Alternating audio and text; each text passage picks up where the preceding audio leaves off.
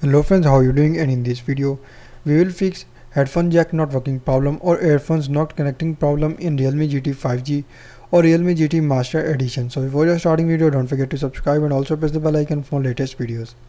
So if you're facing headphone jack problem or if your headphone jack is not connecting with earphone in Realme GT 5G or Master Edition, simply first of all you just need to go to settings and then follow every single step and hope so this will fix your problem.